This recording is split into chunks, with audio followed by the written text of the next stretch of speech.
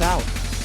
RX Mark Your Jump Ropes, the best jump ropes in the business. Our title sponsor and such great support from them. You can get your RX Mark Your Jump Ropes by going to rxmarkgear.com. At checkout, use Clydesdale15, all caps, and you can get 15% off your order. You can buy jump ropes of any color, shape, size. The handles, you can make those whatever you want. You can get the cable at different weights and different lengths depending on your height. So check it out at rxmarkgear.com.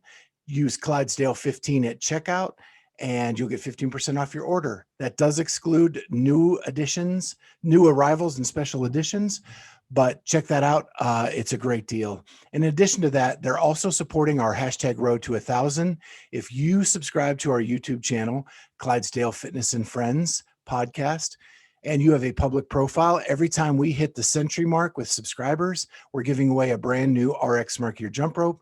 And Dave Newman, the owner of the company, has promised to throw in a couple extras for that winner. So make sure you go over, subscribe, and you have a public profile, and you may be our next winner. How are you? Good. How are you guys? Good. Great. Good. Quick intros, E. We've got the Clydesdale himself, Scott Schweitzer. We have his friends, Amy Rudowski. Hi there. And I'm Kat. Hello, everyone. It's nice to meet you. Thank you so much for your time. Appreciate it. I know you have some things going on with it. Are you playing nurse today? A little bit. She's up and moving around a little bit better than she was yesterday. I was doing a lot of running up and down the stairs yesterday. So your wife had knee surgery yesterday, right? No, not knee surgery. She had leg surgery. So she has, she's had some bad veins that have bothered her whole life. So she needed to get those taken care of. So she did one leg yesterday, and then in 2 weeks, we'll do the other leg. Awesome. Did she have an ablation? I don't know if that's what it's called, but they did put a laser in there and they like cauterized some of it. They had to take some of the vein out. So I think they used several different techniques to take care of her leg, but yeah. Does she get to wear super sexy legging lycra thingy madoodles on her legs? Yeah, she does. She hates them because I was going to say, I'm sure she loves them. Yeah, very uncomfortable because they compress really, really tight on the leg, and she has to wear them for 3 days right now, day and night. She can't take them off, and I think that's what's causing her the most discomfort. Which we didn't get a lot of sleep last night. There was a lot of tossing and turning on both of our ends. I'm worried that she's not doing okay, so I'm trying to take care of her, and she's worried about me getting sleep because I need to train. And I'm like, okay, we can do that later. I need to take care of you. So that's sweet. Yeah. That's I had two ablations last year and had to wear those hose myself, and they are just awful. Yeah, totally. Do you have a similar problem? It was with the veins? Yeah, I had a vein that wasn't pumping the blood up my leg, and it one in each leg, and they basically cauterized it and killed it. Yeah. So she actually got a clot in one of her legs, which was the cause of us looking into what was going on. Why did she get this? So it was good. It's good to get it taken care of. Yeah, for sure. Yeah, definitely. Yeah. Okay. Well, welcome everyone to the show. Now that we've got that cleared up, we are here with E. Schuerch. I'm going to name some titles. You can add some if I miss any. So corrections officer, CrossFit Games athlete, Hyrox Champion, virtual champion. Hey, virtual very different. We should talk about that. We will, for sure. Yeah. And I was going to mention, spouse to the very one and only Teresa Schuerch. So that's right. Yes, the lovely, beautiful Teresa Schuerch. I love it. So we're going to take about an hour, just get to know you a little bit, ask you some questions about your athletic past, and ask you some fun questions and just get to know you. Yeah, sounds good to me. Awesome. So you grew up in Spokane. Yeah, it's pronounced Spokane. Sorry. Yeah, it's okay. East Coast. Yeah, yep. So, so Spokane is in Washington, and it's on the eastern side of the Washington state. So right on the border, close to the border of Idaho, basically. Oh, okay. So, but yeah, grew up here my whole life. I love it. I moved away once. We moved away one time, and we learned our lesson, and we came right back in 6 months. Yeah, what was that about Southern California that sort of didn't meet your expectations? Oh man. Well, it was really hard for us to live down there. Cost of living is extremely high, and we were making just about the same amount of money that we were making here in Spokane. And we literally had no money to hardly do anything. It was literally drive to our job, drive home. We can go to the grocery store, and I think we would go to church on Sunday. And that was the only thing that we could do. We couldn't do anything else. And so it really stressed our relationship. And then we just decided it wasn't worth it to live down there and to constantly have, the stress on us. And we knew that we'd be happier, closer to family, living in Spokane. And we just didn't realize how good we had it here. This is a wonderful place to live. And for some reason, I just thought maybe I should try living somewhere else. I don't know. Yeah, what's the point of living there if you can't go out and enjoy the things because you can't, afford to go and do the fun things. So yeah, it was like we didn't have enough money for gas or anything. So we were on a very tight budget, and we made things work. I mean, we both lost a lot of weight. Hey, it was that's the leanest I've ever been, I think. So I've been to Spokane. I was there Okay. for a work conference for a week, and I stayed near the spillway. Mm-hmm. And man, the salmon there is so good. Well, I think it's good. I love salmon. It's funny because I have a friend who just within the last few years, I don't know if you guys know him, Johnny. I call him Babyface Johnny. He is from Alaska. So he tells me how bad our fish is compared to Alaska's fish. But I'm like, I think our fish is pretty good. Yours compared to Midwest is way, way, way better. For sure. All right. I'll take that. That's cool. That's funny. So true. So growing up there, you're sort of a self-proclaimed tomboy. Yes. Mm-hmm. Right. Did you have siblings growing up close in age to you? Yeah, I had 3 sisters. So two are older than me, and I have one younger, and the youngest and me are very close. We're like, I think it's 9 months apart.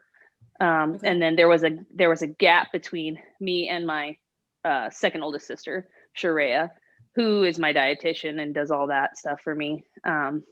But yeah, we played a lot outside. I don't know. Schuerch was a little bit of a tomboy too, but I don't know. I never grew out of it. And I always knew that I was gay. So Did you, I heard you say one time that you played football until you had to stop. What was the had to stop part? It's just kind of like just normal stuff. Basically, I played football outside all through. I played it in elementary school. They let me onto the football team, so that was pretty cool. And then in middle school, it was just kind of like boys did football and girls did other things. And I don't remember what we did because middle school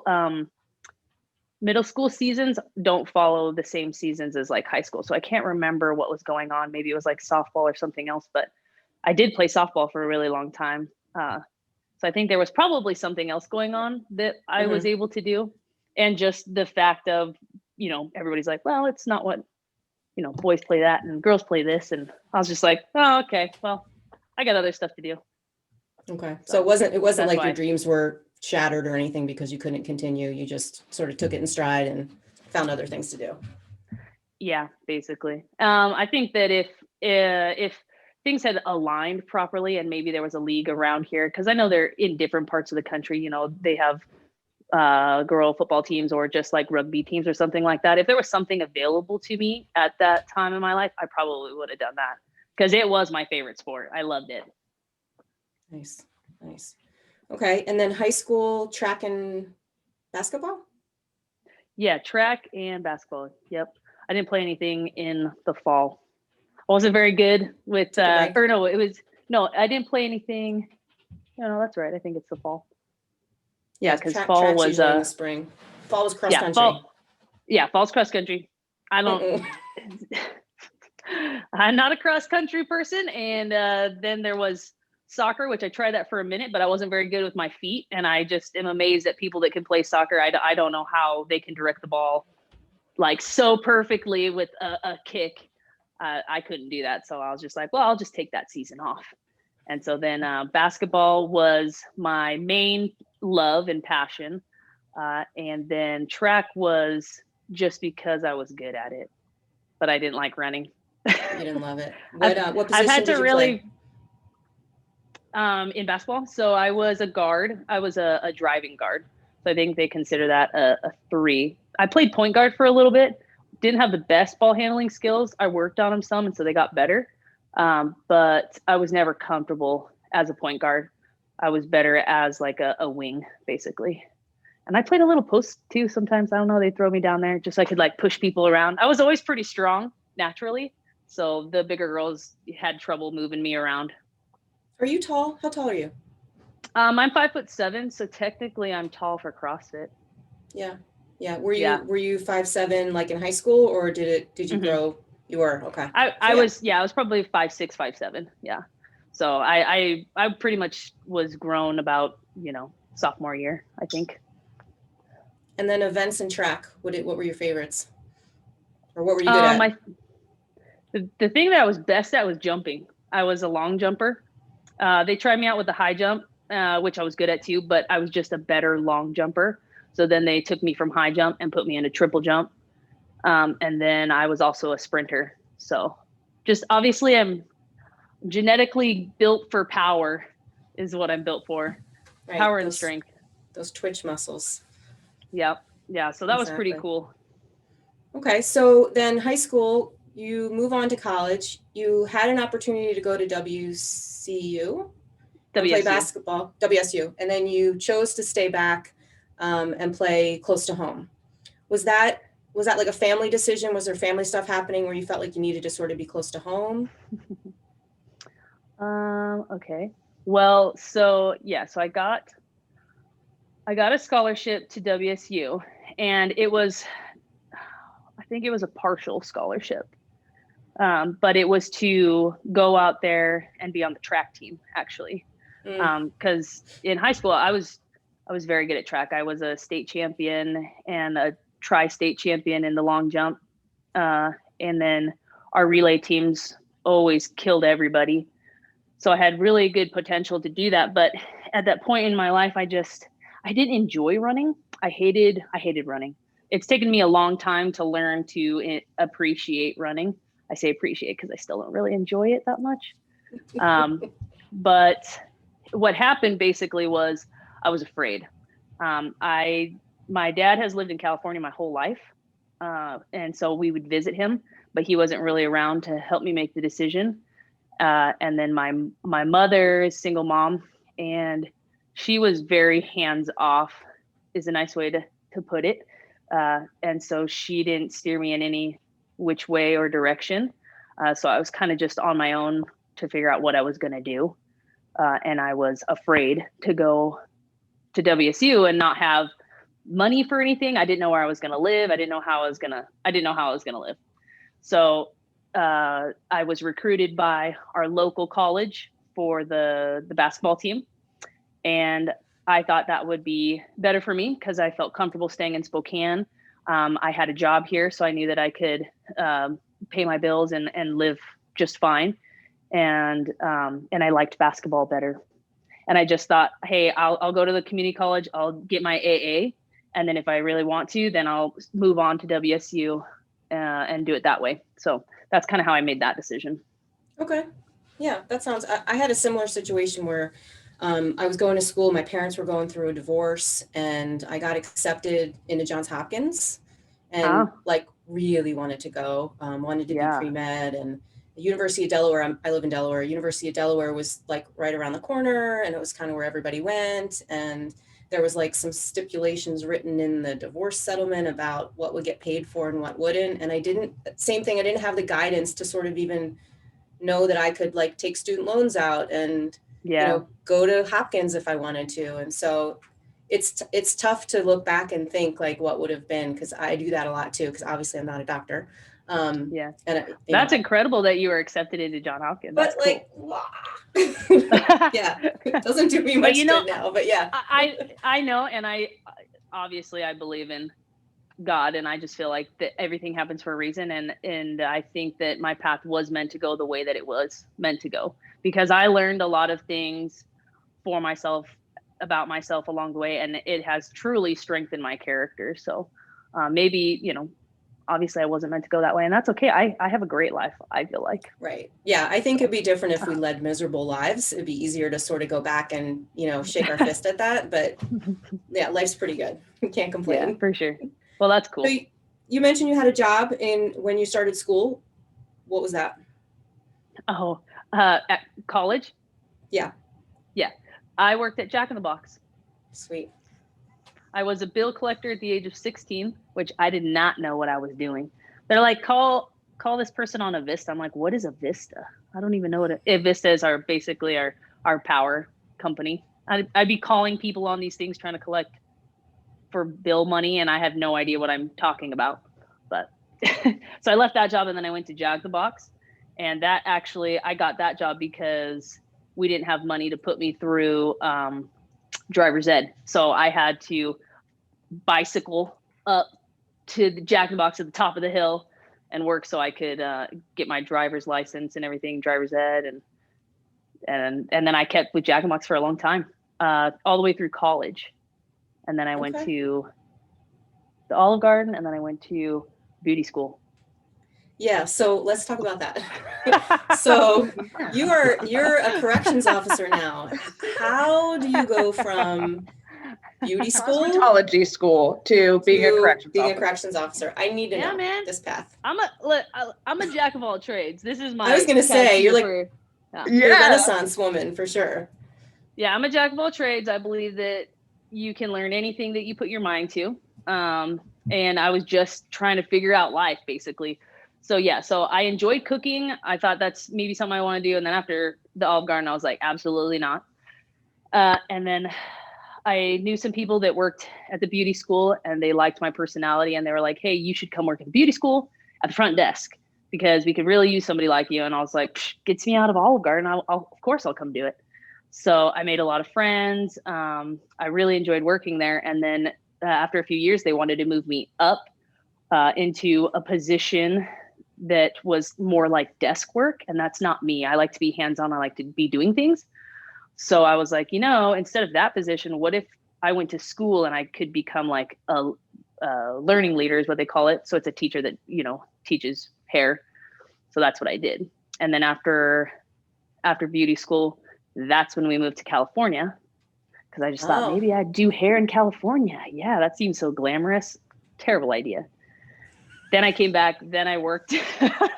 Then I worked for 4 years, I think, doing hair, and I made a really good reputation for myself doing hair here, and I loved it. My favorite thing was cutting men's hair. I thought that was the coolest thing. I thought the coolest thing was getting men to come in that wouldn't normally come in to get their hair done in a very prestigious salon, and make them feel really good about themselves and be like, oh yeah, wow, I didn't know my hair could do that. Like just regular old guys, right? Like that never pampered themselves. And I loved like getting them to come back to my chair, and I loved pampering them. And of course I did women's hair. I love doing blonde and stuff like that, but I've always been artistic, and it was just something that I was like, I think because of my artisticness, I was like, I think I could do this. It's going to be hard. Because I don't know anything about this, and I never thought I'd be a hairdresser in all of my life, ever. But I was like, I know I could do it. And I did enjoy it for a while.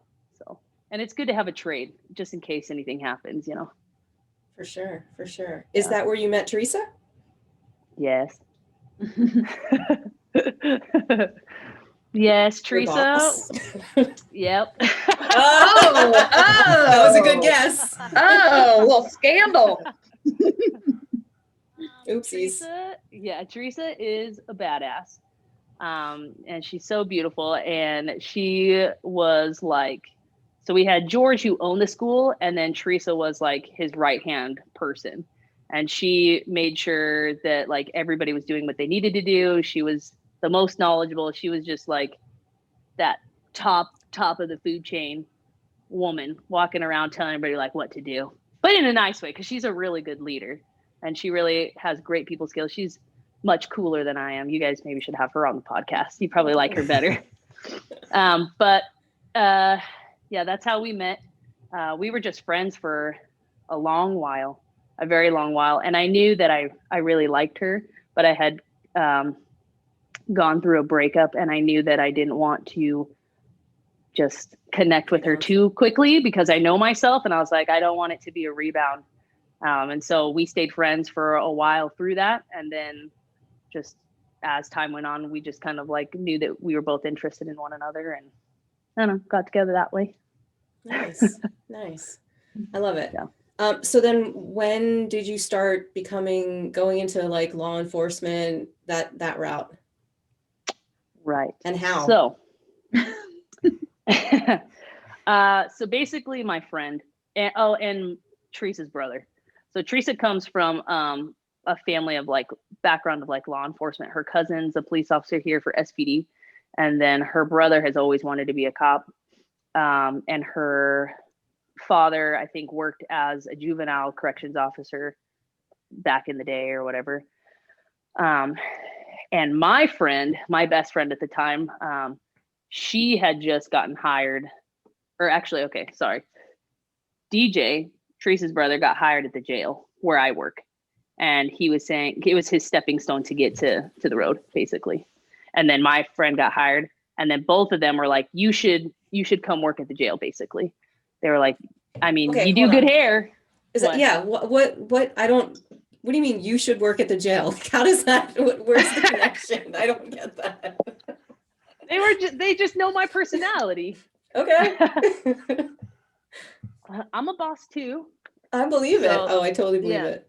So they were like, they were just both like, listen, the jail is looking for females. They're always looking for people. The jail is always looking for people here. It's a very high turnover rate. It's a tough job. I know that LEOs, just being on the street, that's a tough job too. But there's a difference between kind of like getting to be in your own car and kind of do your own thing, and instead of being in a jail where you're surrounded by inmates and they're all criminals and they're all just not very nice people. So, and there's things that you just would never imagine that you would ever see or ever experience, basically. So anyways, they were just like, you should work at the jail. They need some badass females. And I know you would be a for sure pick. They would pick you. And I was like, I don't know. Like, I just got into a really prestigious salon doing hair, and I was making really good money.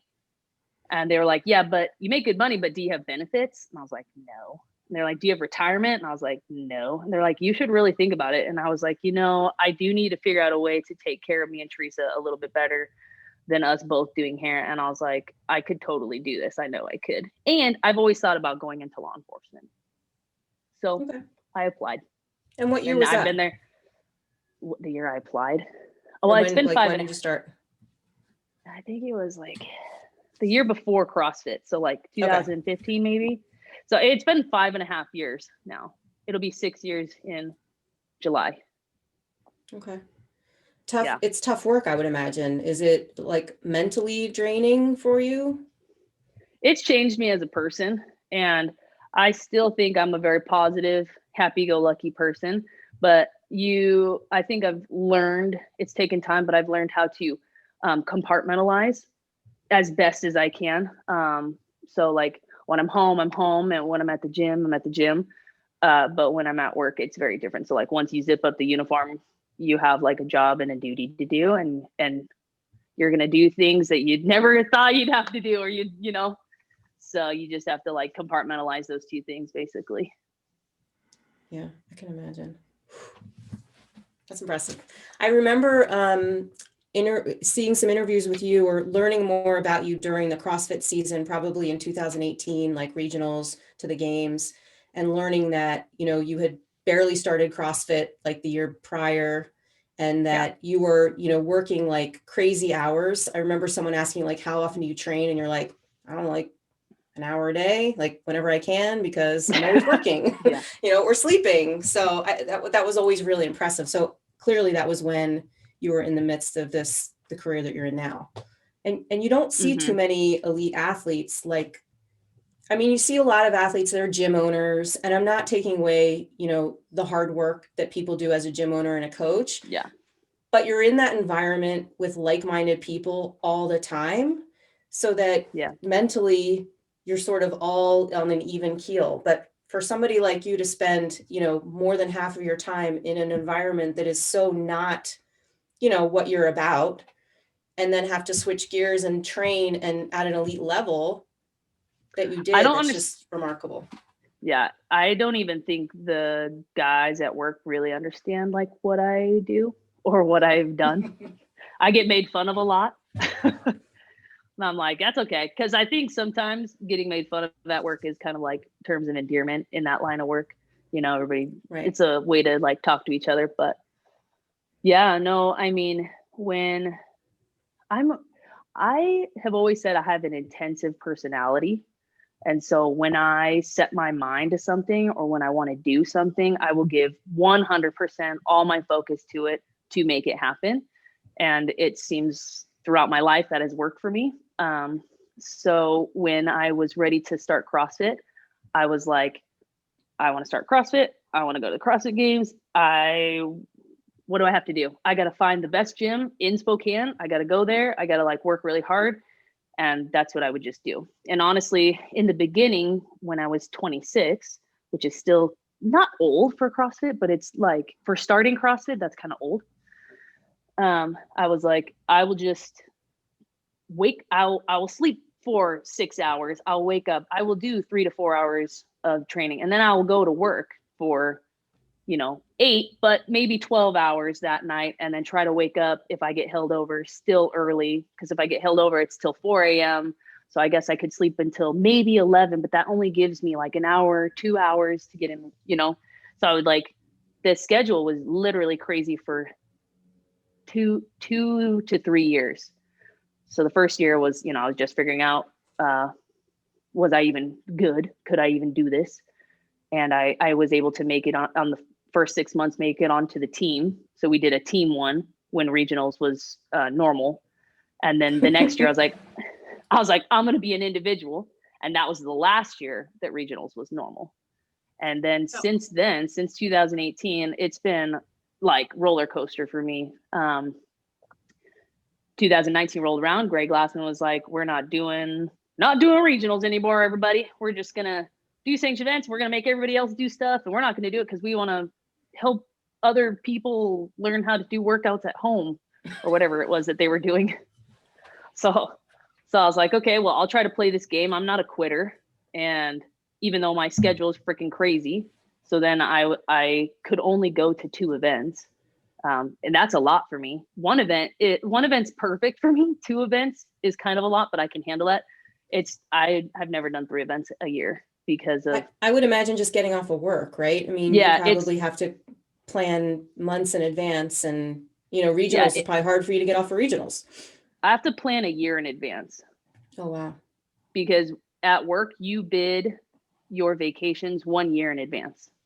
So at Wadapalooza or I'd have to be like, okay, in 1 year, what do I want to go to? So I'd scroll through and be like, these are all the events that are going.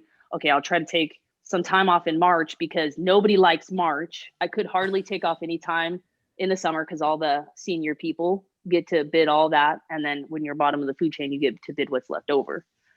So I'd have to do my best to bid my vacation 1 year in advance. And then hopefully it fell kind of perfect for those competitions. And if it didn't, the only other option for me is to trade with somebody. So basically that means if you work day shift and I work swing shift, I would work your shift and my shift. So I'd work 16 hours and you would get the day off. And then you would do that for me. So I was working like double, like 16-hour days to get the time off that I needed to go to the CrossFit Games and to go do other competitions, which meant no training that day, which really bothered me. But then I was like, well, at least I get to go. Yeah. So what led you to your decision to try CrossFit or to get into CrossFit? I love fitness.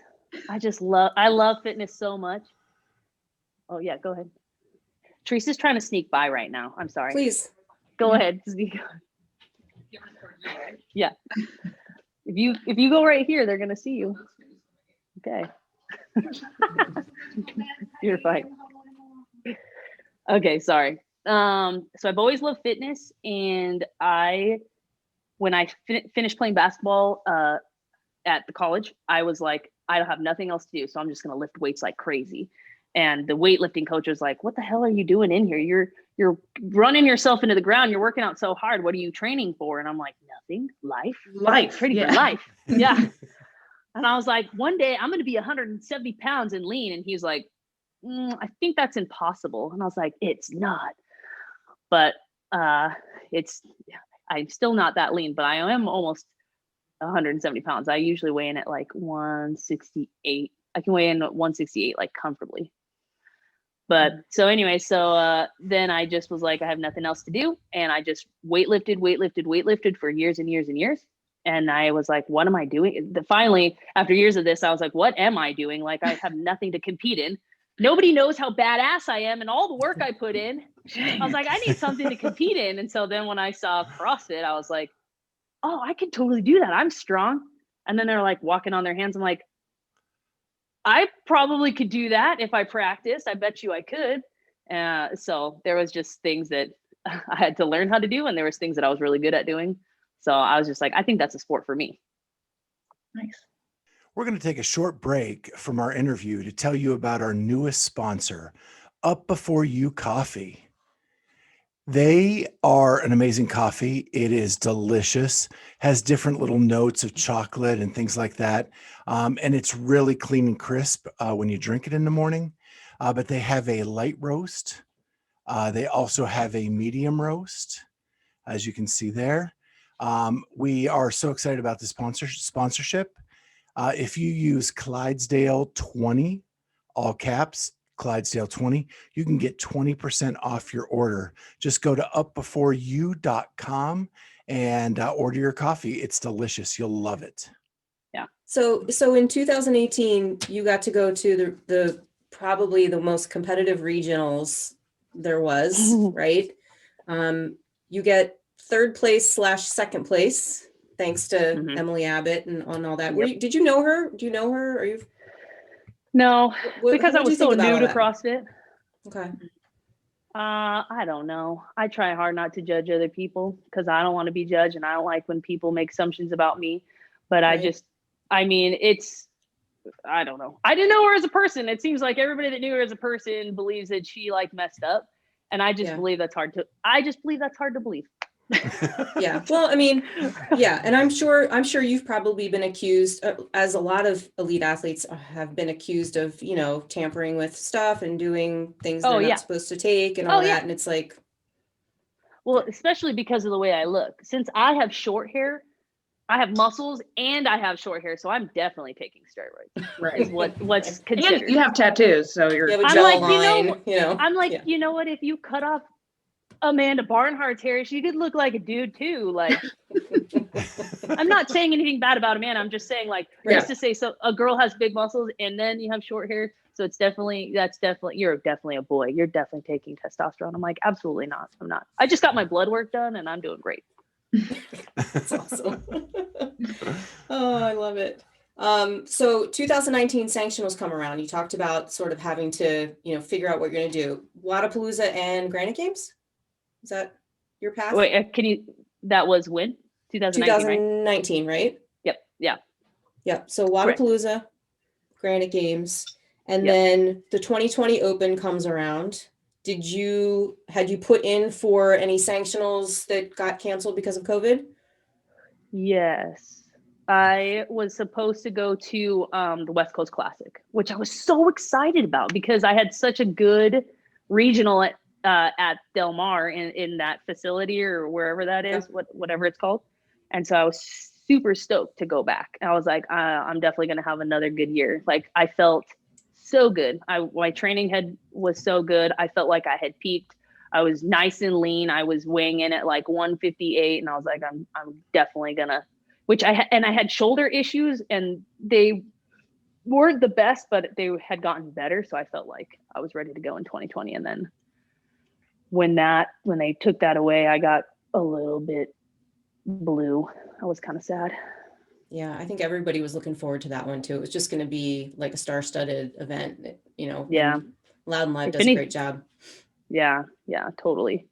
Yeah. And then it was just kind of picking up the pieces and trying to figure out what I was going to do. And then when you just realize that everybody's in the same boat, it's like, well, what are you going to do? You got to do something. So Yeah. I kept training, in my garage. And lucky for me, not too long ago, my friend owns Black Goat CrossFit, which is the affiliate that we're with.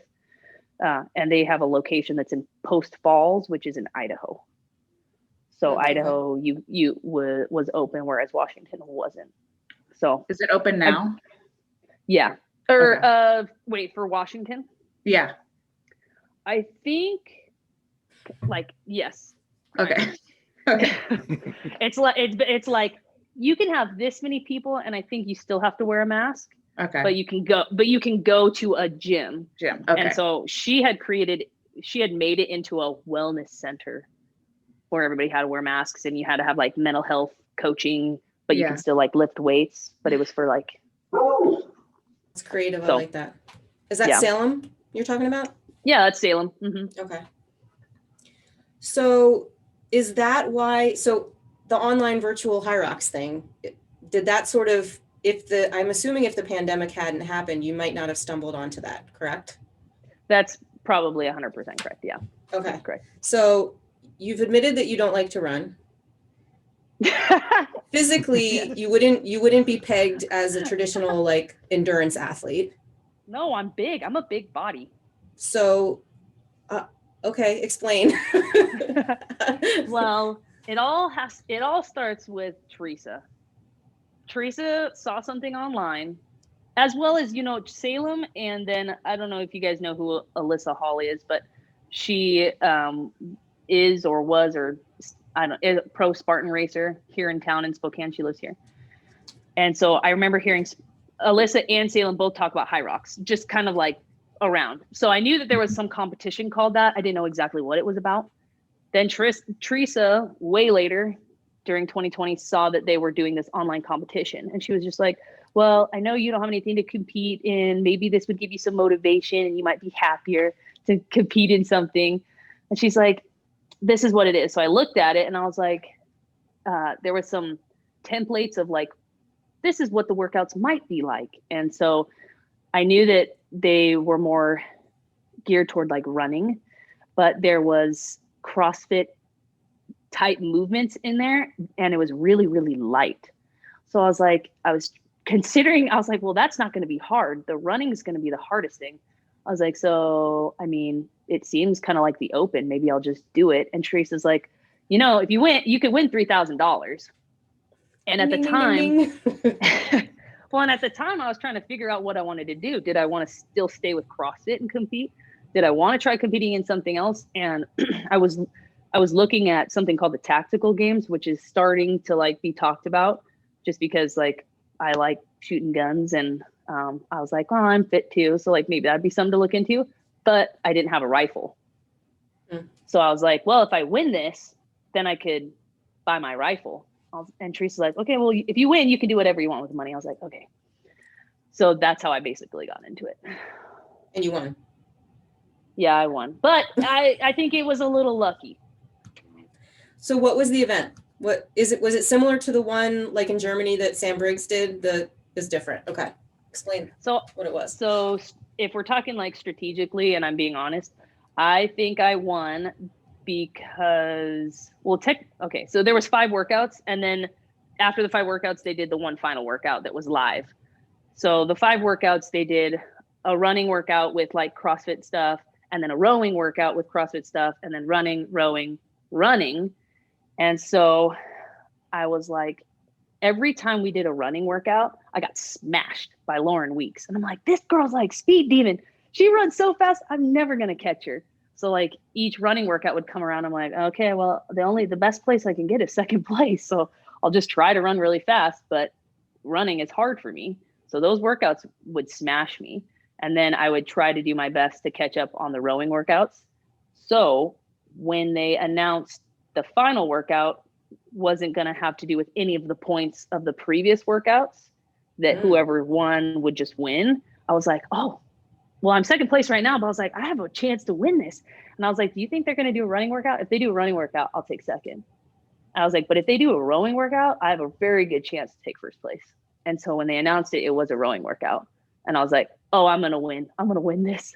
And so I think it was lucky from the perspective that it was more CrossFit virtually, because their live competitions are straight up for runners, not for CrossFit people. Yeah. And well, I imagine if it was live and it was on, they were broadcasting you, like cameras on you, is that, yeah. So running would have been hard, right? Because everyone would have had to have like someone chasing them with a camera, or a runner, an air runner or something. So that's yeah. great. So yep. So, So, and then, they wanted me to come out and do a live, and I was like, oh man, that's a lot of running. But I said that I would do it. And they invited me to go out to Germany to do the Worlds one. But it was like right when we were taking our family vacation. And I was like, I'm not going to do that. Like, I want to have fun on my family vacation. I don't want to train up until then. It was also in November, I think. Mm-hmm. So then they invited me out to Dallas, and I was like, yes, this is my chance. I can compete. And I going to be like, I'm going to kick everybody's butt. But I honestly looked at this like an opportunity to do something that would be very difficult to do, because I do like to challenge myself. I think it's really important to do things, to push myself to do things that I don't think I'm very good at, because I feel like it helps me build character. So I try to do those things every so often. But I was like, I'm going to give it everything I got and try to give these girls a run for their money, is what I thought. So who took your place in Germany then? I wonder. Because they had 5 girls, probably right? Sam. Okay. Probably Sam. I don't know that for sure, but I did watch that. Did you watch it? Yeah, we watched it. We actually just interviewed Sam yesterday. That's right. I remember you telling me that. Yeah. So when I was watching it, all I can think of, and Sam Briggs is still a beast. I know that Sam is getting older, and I don't know I don't know how she feels about like how her fitness is going and her body and stuff like that. I do know that she's a little older, but she's still a beast. And so when I watched her do the live competition against all these tiny little like runner people, I was like, go Sam, go. You can be the one for the CrossFit community. And I mean, she was killing it. She kills it if she's going against other CrossFitters and it's an endurance event.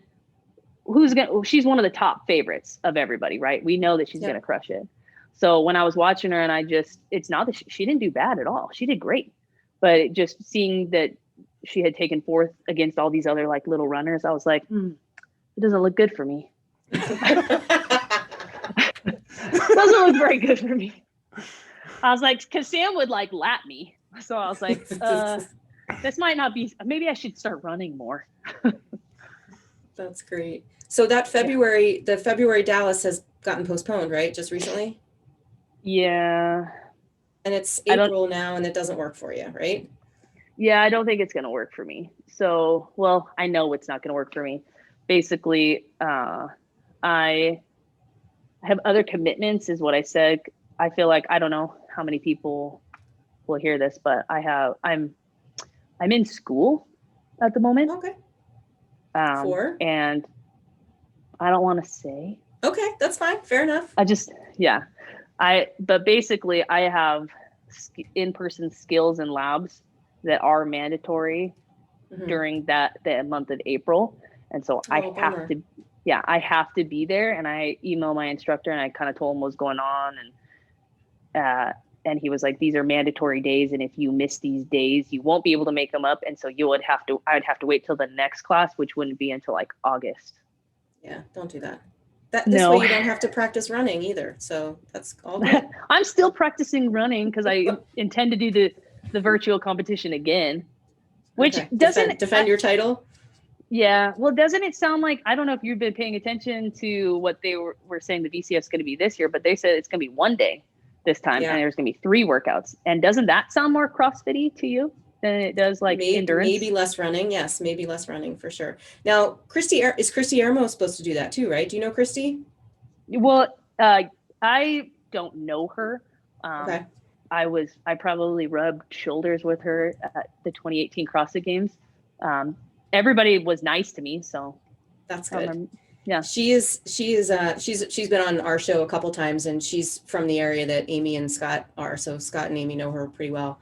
And she's a runner, like for sure. She's right up there with like Kristen Holta and Sam when it comes to like running she events. is So yeah, she's good. we were excited to hear that she was doing it. And then when I saw you were on it too, I was like, well, duh, like we have to talk to E now. I'm just one of those ones that I'm like the fly that are like, what are you doing? Just go away. And I'm like, nope, I'm gonna do this. I'm gonna do it really hard. I'm gonna see how I do. I'm gonna push people, help people get better along the way too by pushing them. It sounds like you love competing, but would you consider yourself like, are you an anxious competitor or are you pretty confident? I mean, you sound pretty confident, but I know we're all still a little bit nervous right before the workout starts, but how would you describe your type? I'm all over the place when I'm training. I have all kinds of different feelings about like, I'm not doing this hard enough or this or that. But when it comes time to like compete, I'm very confident.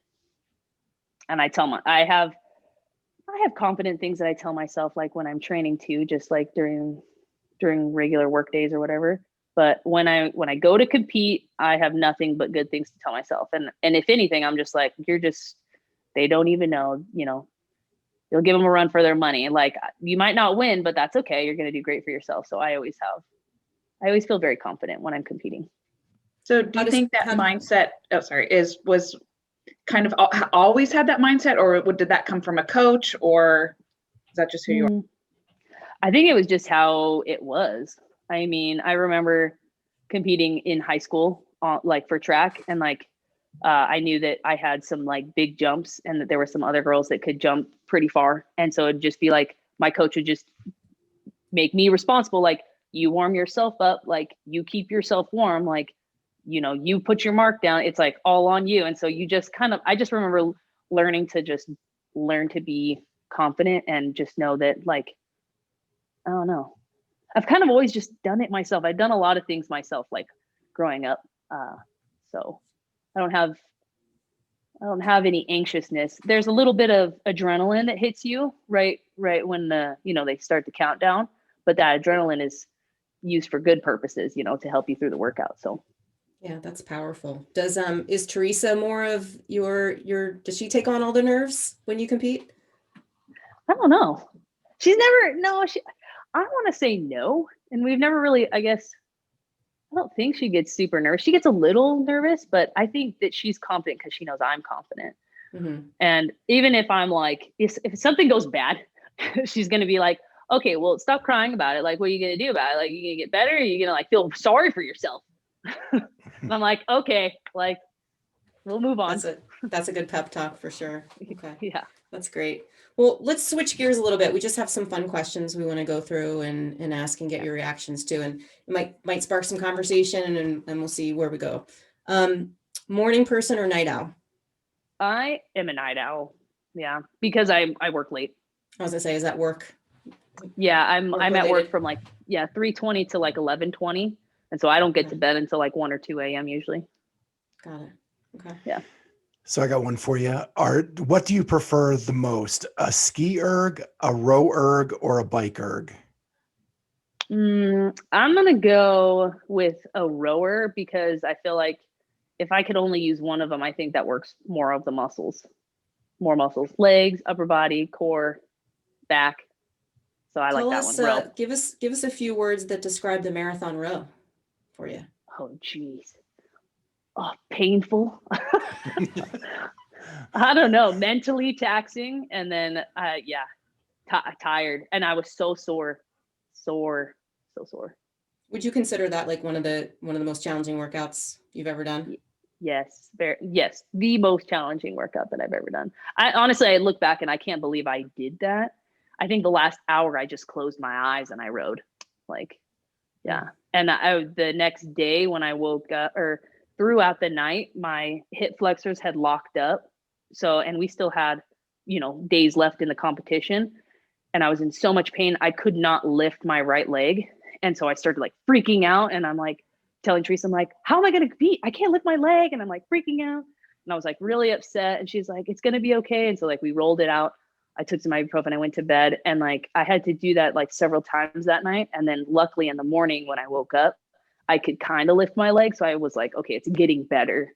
And so thankfully, I don't know how. And then we had that rest day that they gave us. So I think that helped. So then I was able to still compete. It was so nice of them to give you a rest day after a marathon row. I know. That was really Thanks, nice. Dave. Thank you, Dave. He's not that much of an asshole. Yeah. Well, but he might be a prick. Dogs or cats? Cat person. I love my kitty cats, but I really want to get a dog. I've had puppy fever for the last 2 years. Yeah. So hopefully we get a dog. I'm hoping this year, babe. I love it. Clean and jerk or the snatch? Clean and jerk, definitely. How come? It's easier for me. Easier. Snatch hurts, yeah. Snatch hurts. And I think it's I don't even know.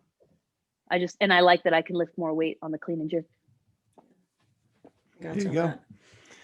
All right. So how important is your faith to your sporting endeavors? Oh, super important. My faith is important to like my everyday life. Especially, I mean, when I want to use it.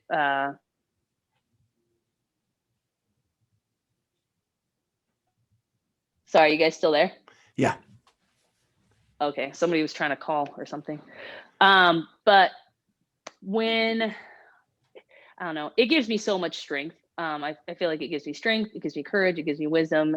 And I feel like a lot of times I'm training alone, but I don't feel like I'm alone because I feel like God's with me. So that really helps me in those, when I'm having dark days, I'm not feeling like training. He helps motivate me to continue on. So, and especially I don't like running, but the only thing I can run to is worship music. I have to listen to Christian worship music and then my runs go much better. So. That's awesome. Yeah. Best advice you've ever been given? So it would definitely be my father. My father told me, because we lived with my mom, I just remember like doing chores as a little kid and being like, oh, mom makes us do all the chores. I gotta like sweep the floor and vacuum the living room. And so I would complain to him about it. And he just would tell me like, whatever you do, do it for the Lord. And I'm like, what does that even mean? Like, he doesn't care if I'm sweeping the floor. But what he meant was just like, whatever you do, like give it all of your hard work. And I feel like that has literally carried over into every aspect of my life. And I don't like doing anything if I can't put all my focus into it, which maybe gives me my intensive personality, because Teresa will even say like, you're all or nothing. And I'm like, yes, I am. So it's got to be all or nothing. And I got to give all my hard work. And so I just try to remember to do it for God, whatever it is. I love that. Your absolute dream job. Okay. So if you would have asked me this like 3 years ago, I would have been like, oh yeah, I wish I could be a CrossFitter for life, like elite CrossFitter. I don't have to work a job. I can work out whenever I want. And after I got a little taste of that in 2018, kind of like what happens when you kind of get a little bit more recognized, I didn't like it as much. So I think my dream job would to be like on the Food Network channel and have like a food show where I like go around and taste different foods and I tell everybody about it. I don't know if you guys ever heard of Mark Wiens. He's on YouTube. That would be even better. I just have my own YouTube channel and I would travel the world and I would eat food and I'd tell everybody about it. Nice. Like an Anthony Bourdain. That's the first person I thought of. Yeah. Yeah. I mean, that stuff is fun. And I love food. So where would you want to travel to? I love cooking. Anywhere. Like, I really want to go to Thailand. I always watch Mark. You guys got to check him out. Mark Wiens on YouTube. And he does all these and I think it's Weins, but he's done so many episodes in Thailand right now because that's where him and his wife live. And I'm like, man, that food looks so good. And the spices, like I really like good flavor. It has to be very flavorful and it looks like their food would be the best. So I definitely would want to go to Thailand. My sister lived there for many years and I never got to visit her, but that's where she wants to retire. Like she wants to move there and retire. That's cool. Yeah. Yeah. That sounds good. What is your favorite thing about yourself? I would say my resolve. So I'm not gonna say that I'm such an optimistic person all the time, but I know that I'm an optimistic person most of the time. And I think that has to do with like my resolve. So when I've had plenty of roller coasters rides through my life that have taught me a lot. And I feel like I have each time I've picked myself up and been like, like you can get better or you can get bitter. Which one do you want? And I always want to get better. And I feel like that helps keep me optimistic. And I like to help other people stay optimistic when they're going through their tough times, even if it's annoying, even if they're like, why are you so optimistic? I'm like, because it's not the end of the world. It's going to be fine. I love that. I love your attitude. So CrossFit this year, is that still, you talked about school and you talk about how you like to go all in and sort of give 100% focus. Do you still have the games in your sights this year? Okay. Yeah, I don't. That's so. When you decide you're going to train for the games, everything has to go on the back burner. You can't have anything else. Like it has to be like family time, back burner. Like Teresa wants to go out. Sorry, I can't go out. Like I'm not like for me, I don't know about other people, but for me, because I spend so much time at work, I have very little time to train. And so everything has to revolve around that. Like my eating schedule, like when I'm training, my sleep, and with school involved in that too, I'd almost have to push that on the back burner. So I don't even know if I want to do that anymore. I felt like when you're trying to compete at that really high elite level, it takes a lot of sacrifice. And so when you look at these elite athletes, you really do have to appreciate not just their hard work, but the sacrifice they make in their daily lives, in the sense of like their relationships with other people, their relationships with their family. Not saying that they're having bad relationships, but they just don't get to spend a lot of time or enjoy those parts of their life as much. And I'm 32 now. And I think what I'm starting to see, or I feel like I've been praying a lot and I've been asking God like to help show me the right way for my life. And I just feel like I will always compete and I'll always be a competitor. But right now I'm kind of in this transition period where I feel like what's most important right now is my career and getting set up that way. And CrossFit and just athletics in general, or Hyrox or whatever it may be, is kind of like something that I've been blessed with, like a physical ability to do. And I enjoy doing those things, and it does fulfill like a part of my purpose.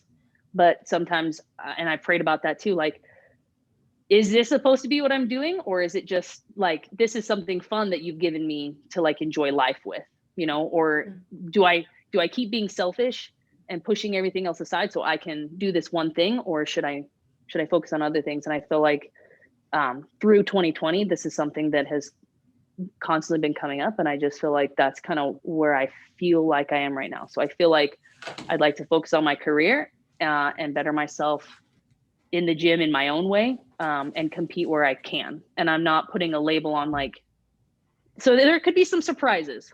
So I don't want to say that I won't do things, I guess, but to say that I'm going for the games this year is probably, I would say no. So your focus is elsewhere right now. Yeah, it is. And I am really excited about what I have planned for myself for the future. I think it's going to be great, and it's going to be very good for me and Teresa. And I feel very confident that it is the right thing for me to do. But I know that I'm also really excited to see what else could be coming up to compete in, just for fun, because I'll always compete. I don't have to win, but I'll be around. So you guys might be surprised at the things that I do, or I don't know, maybe I won't do anything. Maybe I'll do a bunch of things. I don't know. I love it. I love it. It's been a real pivotal year for a lot of people. And we've talked to a bunch of folks in the sport, and they're starting to shift gears, right? And I think coming off the heels of such a crazy year like 2020 gives a lot of people some perspective to sort of sit back and think about it and go, am I on this path? is this a path I should be on? And it's not the end of the world if you shift gears, especially if totally. in the long run, it's going to be better for you. So when would we be able to find out more about, like, when will your schooling / next career path sort of come to fruition if all goes as planned? Well, schooling should be done by the end of April. So by May, nice. I should be done. And then I would be on to the next step of like my future. Okay. So I'm going to school first, and then I would have to, so basically, I'm not saying this because I want you to tell us, not at all. Okay. Here's what I was saying was, I want you and Teresa to come back on the show, maybe after April, or at a time when maybe you can talk more about it, and maybe you've surprised us with some, other things that have gone on, and we can find out about them. Yeah, so May would be good. I mean, schooling would be done, but I would still probably have, and God only knows how long, I hope in the next year it would be all finished. But some of these processes take time, and there's lots of things involved. Basically, I'm trying to transition my career. Mm-hmm.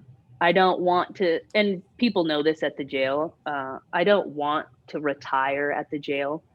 I believe that I was meant to be there, even though it's changed me a little bit as a person, but I feel like I have kept a wholesome, good heart.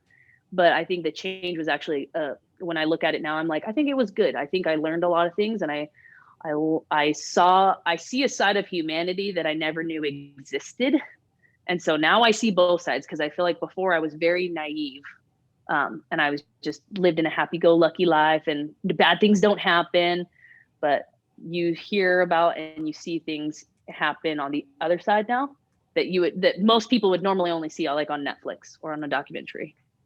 So I feel like seeing both sides of humanity will help me in my next step of career. So. Oh, well, I can't wait to hear about it. Yeah. This has been awesome. You are quite a remarkable person. And I meant what I said. Let's have you guys back, and we'll bring Teresa on. We love talking to couples, by the way. Like, that's like our thing. We have a lot of fun with it. She's way cooler than me. Well, we would love to meet her. She and talk to her. Yeah. You are so much fun. Yeah, this hour has flown by, because it feels so easy. I mean, just chatting and hearing your story. I love it. Yeah, cool. You guys have been awesome too. So, well, I would love to do this again with you, and Teresa would love to do it too. I'm sure that'd be great. All right. Well, you take care. We'll be keeping an eye. Maybe we'll see you in the open. Maybe we'll see some surprises. We'll definitely look at some Hyrox stuff and just see where you're at. Ordinary Human is your Instagram. Yeah, I mean, it's spelled under a little bit Schuerch, differently, but it's ordinary. We'll put a link in our YouTube thing. I love it. Yeah, all right, E. Yep. It's been great talking to you. Thank you so much. Yeah, good luck in everything. Good luck. Thank you. I appreciate it. Tell Teresa we said bye. Okay. All right, bye. Bye.